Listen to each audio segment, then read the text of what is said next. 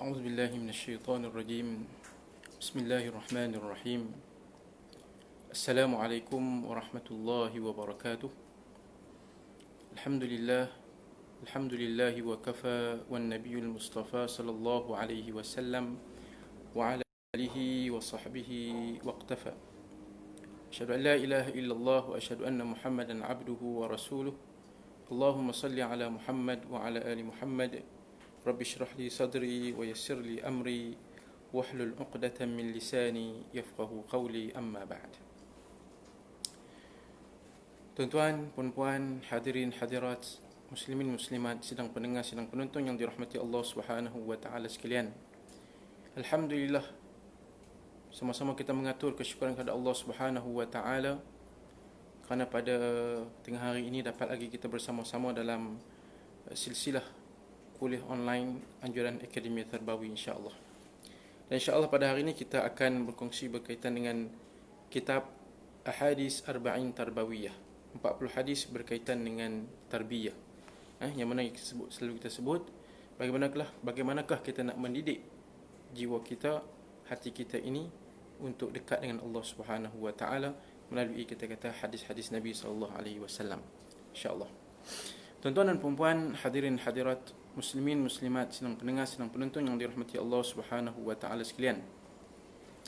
InsyaAllah pada tengah hari ini kita akan membaca satu hadis Nabi sallallahu alaihi wasallam. Juga kita kata pendek hadisnya, tetapi dia merupakan satu poin yang penting dalam kehidupan kita. Ia merupakan satu perkara yang penting yang perlu kita cakna, yang perlu kita ambil tahu, yang perlu kita ambil berat demi untuk kita menjaga keimanan kita kepada Allah Subhanahu wa taala, insya-Allah. Kita tuan dan puan-puan, hadirin hadirat, muslimin muslimat yang dirahmati Allah Subhanahu wa taala sekalian. Di mana saya akan bacakan satu hadis Nabi sallallahu alaihi wasallam yang berkaitan dengan kegembiraan dan kesedihan sebagai kayu ukur keimanan kita kepada Allah Subhanahu wa taala. Kegembiraan, kita rasa seronok, kita rasa gembira, kita rasa suka, sebenarnya dia ada merupakan satu kita kata parameter penilaian keimanan kita kepada Allah Subhanahu wa taala. Begitu juga dengan perasaan sedih, duka, kita kata sedihlah kita kata, maka di sini dia juga ada berkaitan dengan bagaimana kita nak mengukur kita kata tahap keimanan kita kepada Allah Subhanahu wa taala, insya-Allah. Insya-Allah kita akan tengok hadis yang pendek saja.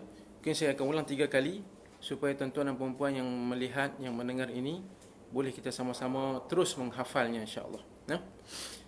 Okey, bismillahirrahmanirrahim. Saya terus kepada hadisnya.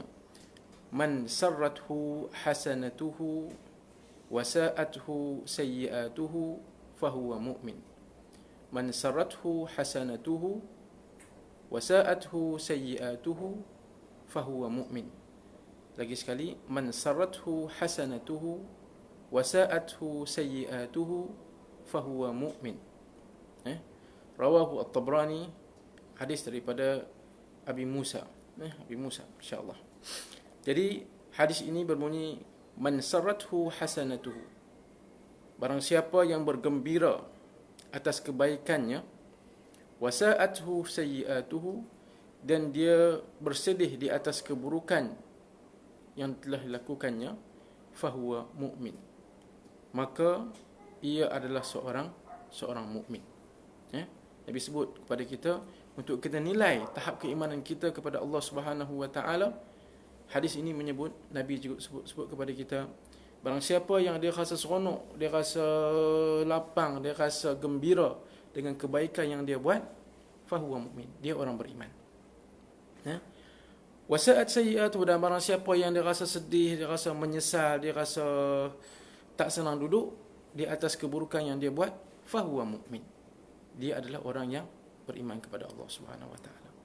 Nampak? Itu kita nak mengukur kayu ukur keimanan kita kepada Allah Subhanahu wa taala.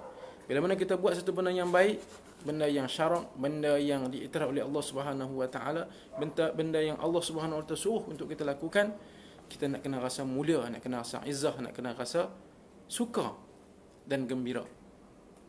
Barulah itu dikatakan, bila kita rasa begitu, ini menandakan Nabi sebut fahuwa mu'min, ia adalah orang beriman. Ia adalah orang beriman.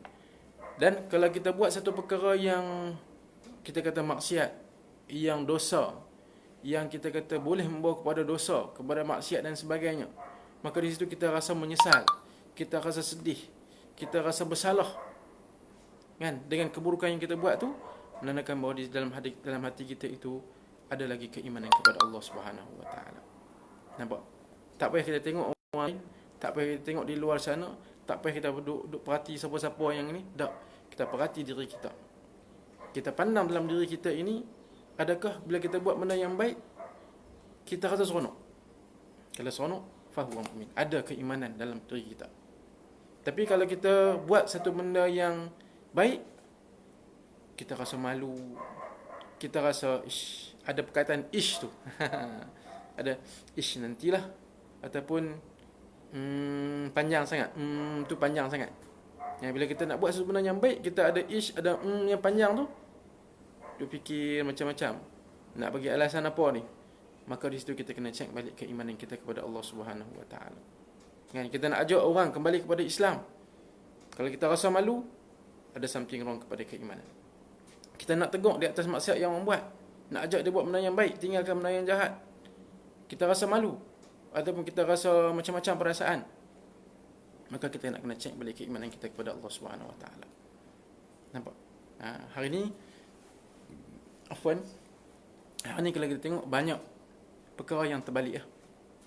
Bila buat satu benda yang baik, rasa malu, rasa segan, rasa ada panjang-panjang tadi tu, maka dikatakan di sini bahawa kita kena cek balik keimanan kita kepada Allah Subhanahu Wa Taala.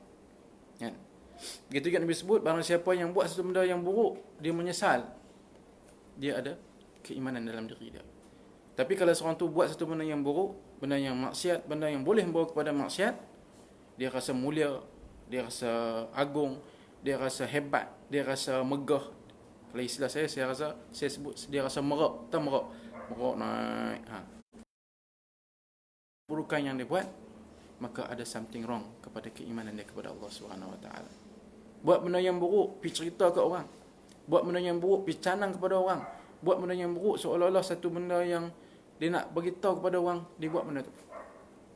Dia rasa mulia kononnya lah.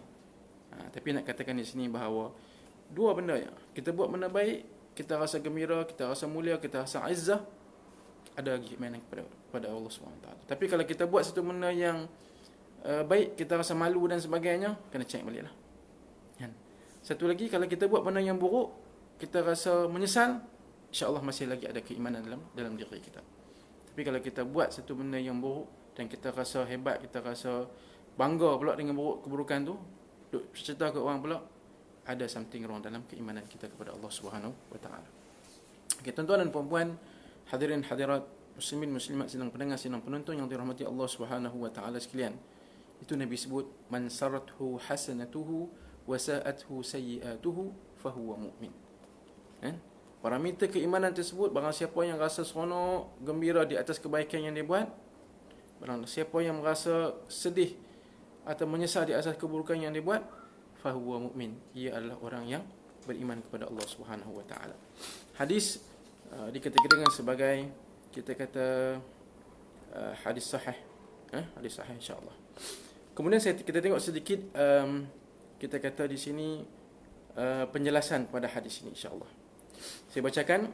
Dalam hadis ini Rasulullah SAW menjelaskan salah satu kita kata raya ukur untuk mengukur dan menilai keimanan Muslim atau menilai keimanan seorang Muslim, iaitu dengan memperhatikan perasaannya setelah melakukan suatu perbuatan. Nabi sebut dalam hadis ni, nak nilai keimanan kita macam mana? Dengan kita melihat perasaan kita selepas kita buat sesuatu. Kita buat sesuatu tu, kita rasa apa? Alhamdulillah ada. Kalau buruk, kita rasa. Kalau sebaliknya, nak buat baik, rasa malu, rasa kalau aku tak buat apa tadi, mana ke situ bahawa masih ada something wrong dalam keimanan kita. Bahawa perasaan tu dah menjadi satu kayu ukur atau parameter untuk kita mengetahui tahap mana keimanan kita kepada Allah Subhanahu Wa Taala. Disebut lagi, apakah ia bergembira setelah melakukan satu kebaikan dan bersedih setelah melakukan keburukan. Kalau memang demikian adanya, bererti ia adalah seorang mukmin yang sebenar. Akan tetapi apabila sebaliknya, ia justru merasa senang setelah melakukan keburukan dan merasa sedih dan menyesal setelah berbuat kebaikan, maka bererti keimanannya telah terkikis dari hatinya, meskipun ia mampu memperlihatkan dirinya di depan orang lain sebagai seorang mukmin. Nampak? Kan? Katakan jelas kepada kita hari ini. Kan? Contoh kalau kita kata kita bagi baik dah tu, dan kita kena rasa mulia. Tapi kalau kita bagi sedekah, itu menyesal aku bagi sedekah kat dia. Kalau kita ada perasaan macam tu, rugi lah. Kan? Patutnya kita buat satu benda yang baik. Allah dah bagi ganjaran kepada kita dah. Macam mana kawan tu nak guna dan sebagainya, itu kita serah kepada dia dan juga nilaian Allah Subhanahu Wa Taala. Tapi bahagian kita tu, kita kata dah selesai. Dah settle. Okey nah. Jadi tuan-tuan dan puan-puan, hadirin hadirat, muslimin muslimat yang dirahmati Allah Subhanahu Wa Taala sekalian, nak mengatakan di sini Nabi nak sebut perasaan kita itu juga boleh untuk kita mengetahui tahap mana keimanan kita kepada Allah Subhanahu Wa Taala. Dengan tepuk dada ni, tanyalah, kita kata hati kita, tanyalah diri kita, adakah kita nak buat benda baik, ataupun kita buat benda satu benda yang baik kita rasa gembira, ataupun sebaliknya. Adakah kita buat satu benda yang buruk, kita rasa menyesal, ataupun sebaliknya. Benda ni kena ulang ataupun kena selalu untuk kita ingat. Bila buat ya, kalau ada tu, maksud dia kita simpankan dalam diri kita, insya-Allah kita ni masih Allah pelihara berada dalam keadaan, dalam kita kata circle keimanan kepada Allah Subhanahu Wa Taala, insya-Allah. Okay, tuan-tuan dan puan-puan, hadirin hadirat, muslimin muslimat yang dirahmati Allah Subhanahu Wa Taala sekalian. Buku ini banyak, kalau kita tengok, saya baca pada pertemuan yang lalu pun, dia suka menimbulkan persoalan kepada kita. Okay, di sini dia ada satu persoalan yang ditimbulkan kepada kita dan dia sertakan dengan jawapan. 1, 2, 3, 4, 5, 6. Ada 6 jawapan kepada satu persoalan. Okay, apakah persoalannya? Dia kata di sini, apakah persoalannya? Okay, persoalannya di sini dia mengatakan bahawa mengapakah orang mukmin perlu bergembira setelah melakukan kebaikan? Kalau istilah utara ni, kita sebut pasal apa kita sebagai orang yang beriman ni kena gembira, kena seronok setelah kita buat benda yang baik. Pasal apa? Satu soalan tu di sini dia bagi 6 jawapan. InsyaAllah kita akan cuba, kita kata share, kita kata kita tengoklah setakat mana yang kita kata sempat. Sebab saya duduk di luar ni, kita kata takut hujan turun, kan? Tak apa. Tuan-tuan dan puan-puan, hadirin hadirat, muslimin muslimat yang dirahmati Allah Subhanahu Wa Taala sekalian. Okey, soalan yang tadi kita sebut, mengapakah seorang mukmin perlu bergembira setelah melakukan kebaikan? Soalan itu. Okey, di sini yang pertama jawapannya adalah kerana ia mengetahui bahawa sekecil-kecil apapun kebaikan yang dilakukan pasti dilihat dan dicatat oleh Allah Subhanahu Wa Taala, dan tidak akan pernah terabai oleh Allah Subhanahu Wa Taala. Kita kena faham, semua kebaikan ni, tak kisahlah kecil ke besar ke, sekecil-kecil perkara sehingga sebesar-besar perkara, apabila kita buat satu benda yang baik, pasti dan yakin bahawa Allah Subhanahu Wa Taala melihat, menilai dan juga dicatat kebaikan-kebaikan itu, dan tidak pernah terabai walaupun sedikit. Walaupun benda itu kecil, tak pernah diabaikan oleh Allah Subhanahu Wa Taala untuk menilai kebaikan-kebaikan yang telah kita lakukan. Kan? Seperti mana firman Allah Subhanahu Wa Taala dalam surah Saba ayat ketiga, kita melihat yang maksudnya, tidak tersembunyi darinya seberat zarah pun apa yang ada di langit dan di bumi, dan tidak ada pula yang lebih kecil dari itu dan yang lebih besar, melainkan tertulis dalam kitab yang nyata, Lauhul Mahfuz. Nampak? Jelas kepada kita dalam surah Saba ni Allah sebut semua perkara, sekecil-kecil perkara sehingga sebesar-besar perkara, semuanya melainkan tertulis dalam kitab yang nyata, Lauhul Mahfuz. Maksudnya semua dah dicatat kepada kita. Jadi nak katakan di sini bahawa kita nak kena yakin, buat apa pun ada nilaian daripada Allah Subhanahu Wa Taala, ada catatan daripada Allah Subhanahu Wa Taala, ada kita kata pemberian yang Allah akan beri, walaupun kita rasa benda itu benda yang kecil, benda itu benda yang simple dan sebagainya. Itu kita kata yang pertama. Begitu juga dengan ada satu lagi firman Allah Subhanahu wa taala dalam surah Az-Zalzalah. Yang bermaksud barang siapa yang mengerjakan kebaikan sebesar zarah pun niscaya dia akan melihat balasannya. Nampak? Barang siapa yang mengerjakan kebaikan sebesar zarah pun, dia tak sebut sekecil zarah, sebesar zarah pun niscaya Allah Subhanahu wa taala akan mencatat dan juga kita kata melihat ataupun membalas di atas kebaikan yang telah dilakukannya. Okey, itu yang pertama. Kan nak katakan di sini bahawa kita buat apa pun insya-Allah kita buat benda yang baik dan kita yakin itu satu kebaikan yang Allah Subhanahu wa taala perintahkan, maka kita nak kena rasa mulia. Jangan kita rasa malu, jangan kita rasa segan, jangan kita cucak kalau belah sini kita kata kita mau tak mau. Buatlah kalau benda yang baik. Kan? Okey nah, itu yang pertama. Kenapa? Dilihat, dicatat, dinilai oleh Allah Subhanahu wa taala dan tidak pernah diabaikan walaupun kita kata sedikit. Okey, itu yang pertama. Kemudian yang kedua, jawapan kepada persoalan mengapakah seorang mukmin perlu ataupun patut bergembira setelah melakukan kebaikan. Yang kedua adalah kerana ia mengetahui, orang mukmin ini mengetahui bahawa sekecil apapun amalan kebaikan yang dilakukannya, maka ia akan mendapat balasan pahala yang berlipat ganda. Masya-Allah. Ini satu keyakinan yang kita nak kena tanamkan dalam diri kita, dalam anak-anak kita, dalam keluarga kita, dalam masyarakat kita. Kan? Sehingga kepada sesebuah negara lah. Kan? Tapi nak kata di sini bahawa kerana orang mukmin ini mengetahui bahawa sekecil apa pun yang dilakukannya, pasti dan yakin Allah Subhanahu wa taala akan memberi balasan atau memberi ganjaran pahala yang berlipat ganda. Kan? Jadi nak katakan ini tuan-tuan dan puan-puan, masya-Allah. Kan, kalau kita baca hadis yang sebelum ni, nampak mengalihkan halangan yang berada di tengah jalan pun, apa tak kisahlah benda yang menghalang di tengah jalan, benda yang simple, tapi kebaikan yang kita buat tu dia akan mendapat ganjaran yang kita kata yang berganda-ganda. Pahalanya Allah berikan kepada kita. Dah kuningnya. Okey nah. Itu yang kedua. Saya ulang balik, kerana ia mengetahui bahawa sekecil apapun amalan kebaikan yang dilakukannya, maka ia akan mendapat balasan pahala yang berlipat ganda.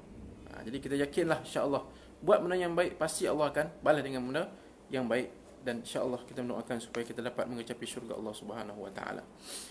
Dalilnya firman Allah Subhanahu wa taala dalam surah An-Nisa ayat 40.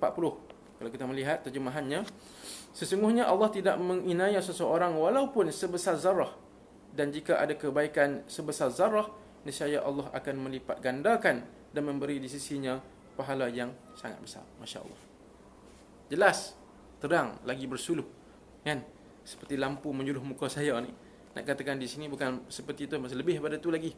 Nak katakan bahawa sini Allah telah menyebut kepada kita dalam firman-Nya, sesungguhnya Allah tidak menginaya seseorang walaupun sebesar zarah.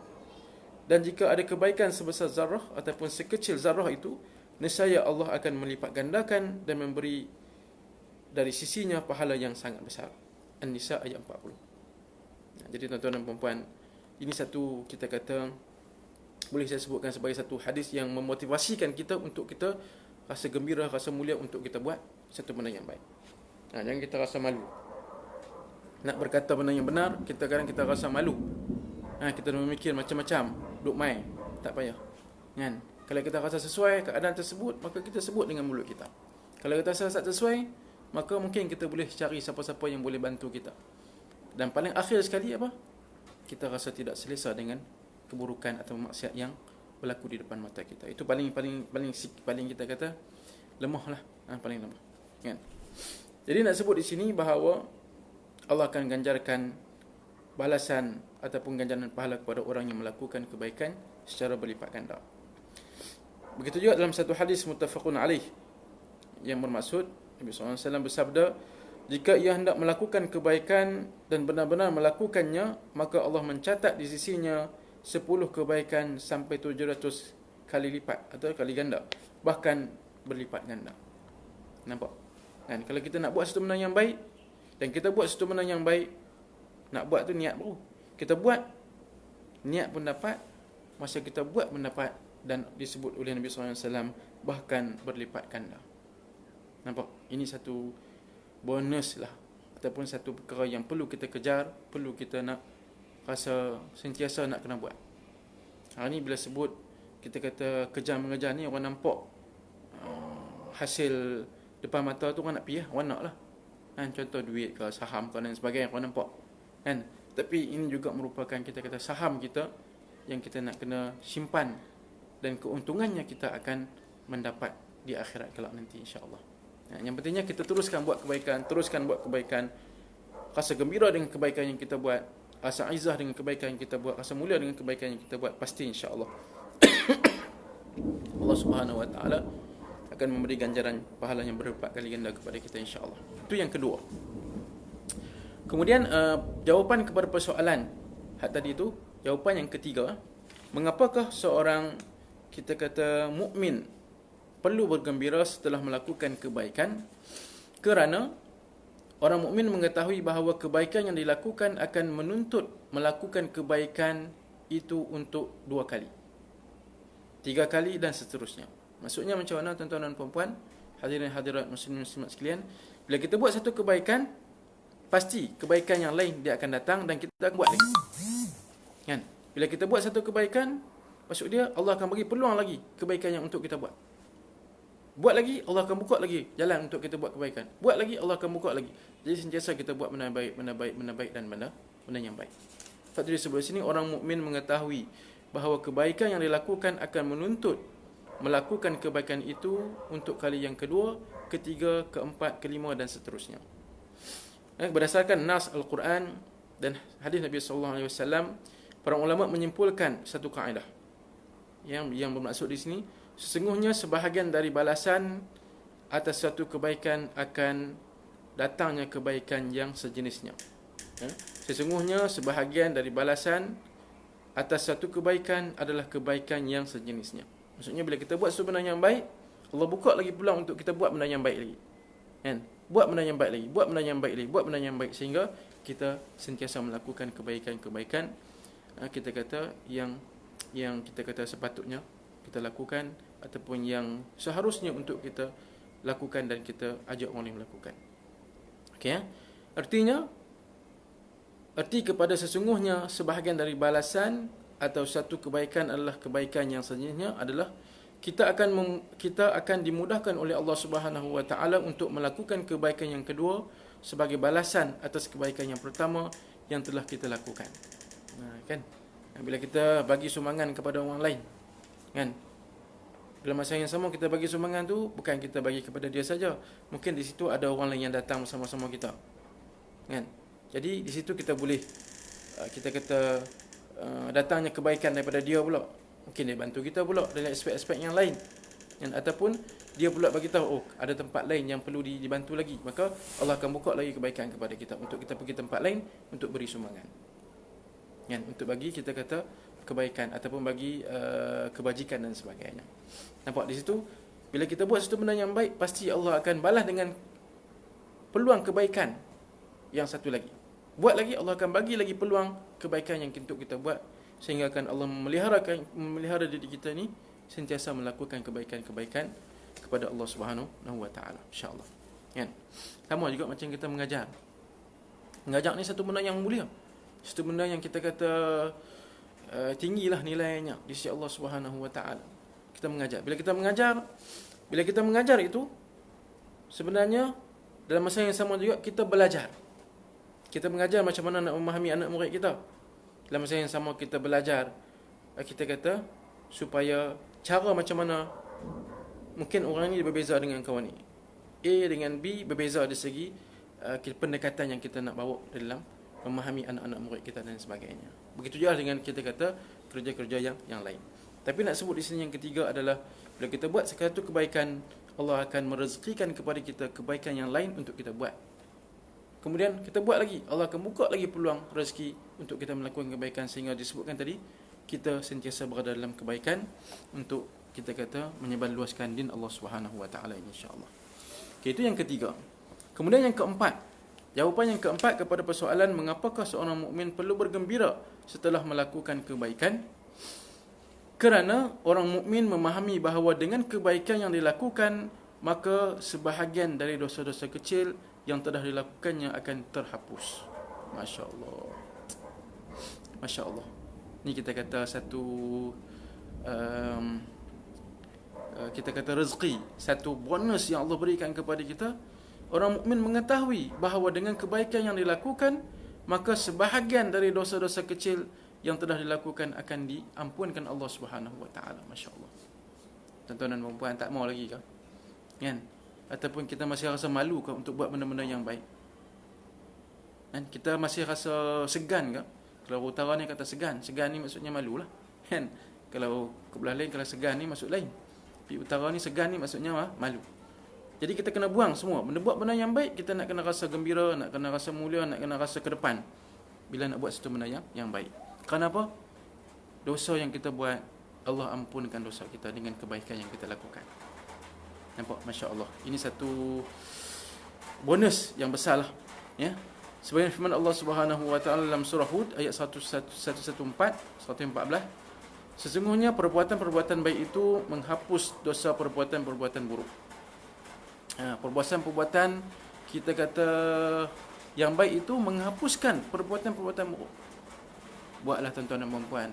Benda yang baik teruskan. Benda yang elok, benda yang syarak ni teruskan buat. Jangan rasa malu, jangan rasa segan. Walaupun di sana ada tentangan, ada orang kutuk dan sebagainya, biar. Sebab apa? Sebab kita nak nilaian Allah Subhanahu wa taala, insya-Allah.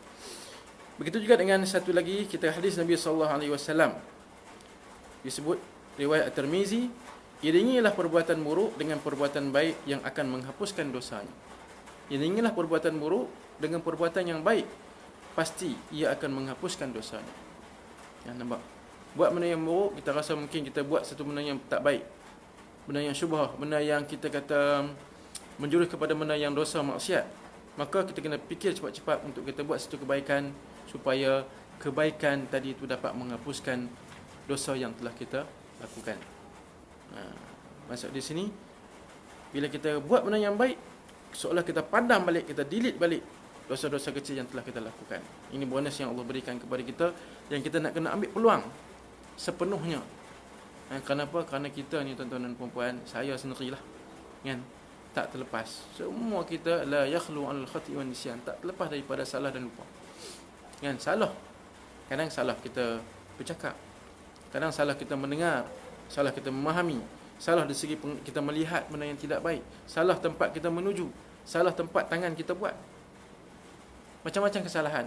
Salah kita memikir, sangka buruk dan sebagainya. Nampak? Jadi nak katakan macam-macam. Macam-macam. Jadi nak katakan di sini bahawa kita kata bila buat benda yang baik, pasti Allah akan mengampunkan dosa-dosa kecil kita yang telah kita lakukan sebelum itu. Ini satu benda yang special lah bagi kita. Iringilah perbuatan buruk dengan perbuatan yang baik yang akan menghapuskan kita dosa-dosanya. Itu yang keempat. Kemudian yang kelima, tuan-tuan dan puan-puan, hadirin hadirat, muslimin muslimat, sidang pendengar, sidang penonton yang dirahmati Allah Subhanahu wa taala sekalian. Ya, Puan Salbiah, segan tu masuk malah kan? Ada memang jugalah, segan tu masuk malah. Hang ni segan je malah teh. Kan? Okey. Jadi itu yang keempat. Yang kelima, mengapa seorang mukmin perlu bergembira setelah melakukan kebaikan? Yang kelima, kerana pada saat itu ia merasa kelazatan iman, halawatul iman, masya-Allah. Kan? Masa dia buat kebaikan tu dia rasa gembira, maka di situ dia masa ketika itu dia rasa manisnya kebaikan yang telah dilakukan. Seorang mukmin apabila berhasil melakukan satu kebaikan atau menghindar diri daripada satu keburukan, maka ia akan merasa nikmat iman kepada Allah Subhanahu wa taala. Satu hadis Nabi sallallahu alaihi wasallam menyebut, dalam satu hadis riwayat At-Tabrani, yang bermaksud Rasulullah sallallahu alaihi wasallam bersabda, Allah Subhanahu wa taala berfirman, ya hadis qudsi lah, pandangan adalah salah satu di antara panah-panah iblis. Barang siapa yang meninggalkannya kerana takut kepadaku, ini kepada Allah Subhanahu wa taala, niscaya aku akan memberikannya ganti kepadanya dengan sesuatu keimanan yang mampu ia merasa kelazatannya di dalam hatinya. Masya-Allah. Kan? Bila mana kita buat sebenarnya yang baik dan kita rasa seronok, maka di situ akan datangnya kemanisan dalam kita melakukan kerja-kerja yang baik. Kan? Kita tengok kalau tengok sirah-sirah para sahabat berjuang, kan, kenapa mereka pulun sangat, kenapa mereka nak sangat ke depan untuk meninggikan din Allah Subhanahu Wa Taala, kerana mereka merasai kelazatan dalam melakukan sesuatu, kita kata perkara, satu kerja-kerja dakwah ataupun menolong orang dan sebagainya, kan. Bila kita buat satu benda yang baik, hak biasa pun, contoh kita kata, bila kita buat satu benda yang baik dan kita rasa seronok, maka sebenarnya hati kita akan rasa lapang. Yang contoh saya ambil lah, contoh ni simple lah, yang benda yang duduk berlaku di rumah kita. Hari tu kita rajin, kita masak, kan, kita masak, tak kisahlah masak apa-apa saja. Bila kita masak, kita niat nak jamu anak-anak kita, mungkin yang balik dan sebagainya, kan, ataupun tetamu nak main rumah kita, kemudian kita jamu, mereka makan tu, mereka puji, mereka kata sedap lah gini lah gini ni. Lepas tu kita rasa apa? Kita akan rasa seronok lah. Dan kita rasa Masya Allah, seronok aku hari ni dapat menggembirakan orang lain, kan, dengan makanan dan sebagainya. Itu baru makanan, tuan-tuan dan puan-puan, kan. Tapi kalau kita dapat menggembirakan orang lain dengan memahami Islam, dengan kita kata memberi kemanisan yang kita rasa tu kepada orang lain supaya dapat rasa juga, Masya Allah, itu satu benda yang sangat besar lah, yang sangat besar, kan. Itu yang kelima, tuan-tuan dan puan-puan. Maksudnya di sini, kerana pada saat itu ia merasa halawatul iman, lazatnya kita kata beriman kepada Allah Subhanahu Wa Taala. Dia rasa seronok, dia rasa lapang, dia rasa Allahu Akbar, kan. Allah bagi kepada dia dengan kita kata penuh, kita kata kelapangan dan sebagainya, kan. Tapi keselesaan ini dalam buat kerja dakwah ini, dia tidak berpanjangan, kan. Pasti dalam kerja dakwah dia ada cabaran, dia ada rintangan, dia ada kita kata anak-anak panah yang akan datang menusuk jiwa, menusuk diri kita, badan kita, mungkin kepala kita dan sebagainya, kan. Jadi nak katakan di sini bahawa bila kita buat satu benda yang baik, kita rasa seronok, Allah bagi kelazatan iman, kan. Allah bagi kelazatan iman tu kepada Allah Subhanahu Wa Taala, kelazatan iman tu kepada diri kita, untuk kita lebih buat lagi kebaikan-kebaikan yang digalakkan ataupun diperintahkan oleh Allah Subhanahu Wa Taala. InsyaAllah tuan-tuan dan puan-puan, itu yang kelima. Yang terakhir, yang keenam, jawapan kepada mengapakah seorang mukmin perlu bergembira setelah melakukan kebaikan. Yang keenam, kerana dengan kebaikan yang dilakukan, ia mendapatkan simpati dari orang-orang beriman seperti bonus duniawi dari Allah Subhanahu Wa Taala. Begitu juga dengan kebaikan itu, ia akan semakin dekat kepada Allah Subhanahu Wa Taala, yang dengan kedekatnya ini akan mengundang simpati manusia. Ada satu kisah daripada Harm bin Hayyan, itu seorang ahli ibadah yang menjadi pegawai kepada Sayyidina Umar Al-Khattab, ya.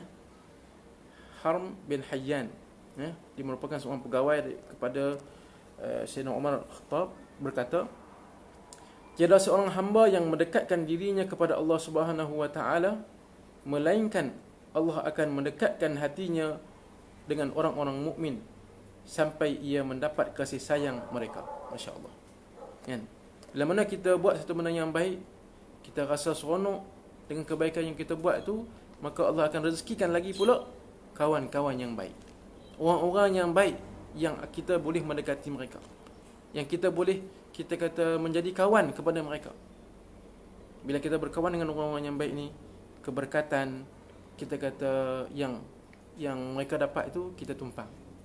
Kita berkawan dengan para ulama, keberkatan para ulama kita dapat tumpang. Kita berkawan dengan cendekiawan yang memahami kita kata Islam dan sebagainya, maka kita tumpang keberkatan daripada mereka, kan. Jadi nak katakan di sini bahawa bila kita buat kebaikan, Allah rezekikan pula kepada kita. Disebut di sini Allah bagi bonus duniawi kepada kita, iaitu orang-orang yang baik ini kita dapat kenal, ataupun mereka mendekati kita dan kita juga mendekati dengan mereka, kan. Bila kita berada dalam keadaan yang kawan kita baik, suasana yang baik, kita buat kerja Islam, mereka buat kerja Islam, jadi di situ kita akan lebih bersemangat dalam kerja-kerja untuk kita kata menyebarluaskan Islam ni, insya-Allah, ya. Jadi tuan-tuan dan puan-puan, itu yang keenam, jawapan yang keenam kepada mengapakah seorang mukmin perlu bergembira setelah melakukan kebaikan. Ada 6 jawapan di sini yang kita kata kita telah bacakan tadi. Moga-moga insya-Allah kita kata memberi sedikit motivasi kepada kita untuk kita rasa masya-Allah kita nak kena buat kebaikan walaupun di sana ada macam-macam rintangan, halangan, kita kata mungkin tekanan dan sebagainya. Bila kita buat sunnah yang baik yang Allah perintahkan, pasti insya-Allah Allah akan bagi keenam-enam ini kepada kita, dan bukan keenam ini sahaja, malah Allah akan bagi lebih daripada itu lagi, kan, insya-Allah. Jadi insya-Allah tuan-tuan dan puan-puan, itu sedikit pengkongsian kita pada tengah hari ini. Hujan pun dah turun renyai-renyai, kan. Saya berada di taman dekat dengan rumah saya ni. Jadi turun renyai-renyai. Jadi insya-Allah ada 6 kita kata yang kita sebutkan tadi. Jadi insya-Allah moga-moga memberi manfaat kepada kita bersama insya-Allah. Dan tuan-tuan dan puan-puan, insya-Allah pada pertemuan yang akan datang minggu depan kita akan berkongsi pula satu lagi persoalan, iaitu mengapakah seorang mukmin perlu merasa sedih bila mana dia buat keburukan ataupun buat maksiat ataupun buat benda-benda yang dosa. Kenapa perlu sedih?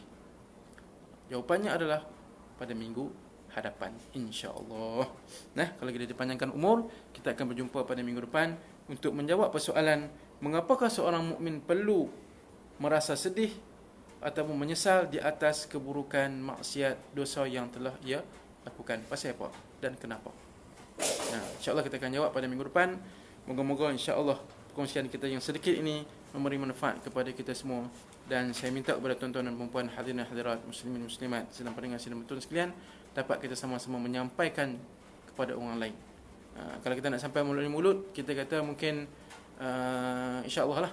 Tapi dalam konteks media masa ini, tuan-tuan dan puan-puan, share lah video ini ataupun share lah page Akademi Terbaru ini untuk sama-sama kita melebar luaskan kita kata kefahaman kita ataupun maklumat yang kita sebut pada hari ini dan sebelum-sebelum ini dalam kuliah-kuliah yang mungkin saya sebenarnya Ustaz Umar ke Ustaz Adni, sama-sama untuk kita nak kongsikan dengan orang lain.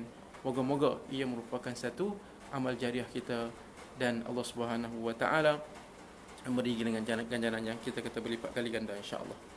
Okay, wallahu alam, saya itu saja. Saya bacakan sedikitlah komen yang ada disebut di sini. Ni Dr. Salbiah ni. Pensyarah saya jugalah. Kan? Terima kasih pada Ustaz Allah, Syekh Badruddin, dan juga yang melihat di sini, yang komen, yang melihat di sini. Moga-moga insya-Allah dengan perkongsian kita, kita kata kali ini memberi kita kata manfaat bersama insya-Allah. Betul. Hendaklah yang hadir menyampaikan kepada yang tidak hadir, masya-Allah. Sesuatu dengan yang baiklah insya-Allah. Kita tuan-tuan dan puan-puan, saya rasa sekali itu saja pertemuan kita, perkongsian kita pada kali ini, kan, berkaitan dengan hadis. Saya bacakan balik, man sarrathu hasanatuhu wa sa'athu sayyi'atuhu fahuwa mu'min. Barang siapa dia rasa gembira dengan kebaikan yang dia buat, dia orang mukmin. Barang siapa yang dia rasa sedih dengan keburukan yang dia buat, dia orang mukmin. Tapi kalau sebaliknya, barang siapa yang merasa gembira di atas keburukan yang dia buat, kena cek balik keimanan. Barang siapa yang dibuat keburukan dia rasa seronok, dia rasa bangga, juga kena cek kita kata keimanan kita kepada Allah Subhanahu wa taala insya-Allah. Wallahu alam, saya rasa kita itu saja. Moga-moga perkongsian kita dapat kita kata manfaat bersama dan kita sampaikan juga kepada rakan-rakan kita dengan kita menekan butang share, dan sharelah kepada mana-mana kawan ataupun grup dan sebagainya. Moga-moga insya-Allah tersebar kita kata sedikit ilmu Allah Subhanahu wa taala ini dalam perkongsian silsilah kuliah online anjuran Akademi Tarbawi insya-Allah. Kita tuan-tuan dan puan-puan, yang baik itu datang dari Allah Subhanahu wa taala, yang lemah itu kekurangan saya sendiri. Insya-Allah moga-moga kita kata Allah beri kekuatan kepada kita, Allah beri kemudahan kepada kita dalam urusan-urusan kita seharian insya-Allah. Attafi bi hadzal qadr min al-kalam wallahu taala alam wa khairul kalam huwas salam. Assalamualaikum warahmatullahi taala wabarakatuh. Wallahu taala a'lam. Assalamualaikum.